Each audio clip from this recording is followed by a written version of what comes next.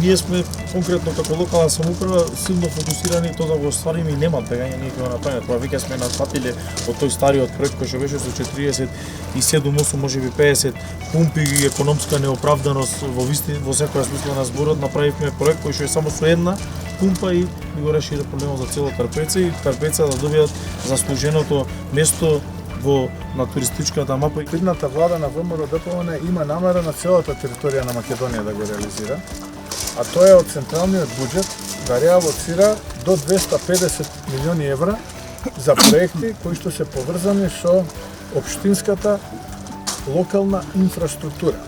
Во делот на, како што е случајот овде во ова населено место Трпеца, а тоа е канализацијски систем со пречистителна станица, потоа водоснабдителни системи. За Охрид предвидуваме годишно до 8 милиони евра да реалоцираме средства од централниот буџет за проекти во општината Охрид, надвор од буџетот кој што го има самата општина, или до помеѓу 30 и 32 милиони евра за еден 4-годишен мандат.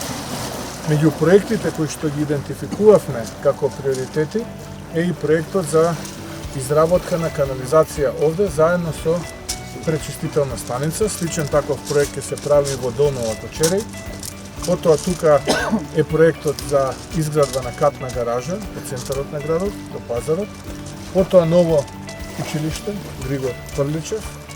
Понатаму еден плоштад Печинарот или плоштад Печинарот и еден капитален проект кој што е многу значаен генерално за целата општина Охрид, а тоа е нов водоснабдителен систем Свинишки извор, кој што е во вредност од близу половина милиарда денари или некаде над 8 милиони евра, со што во следните 50 години практично Охрид ќе нема проблем со снабдување со вода.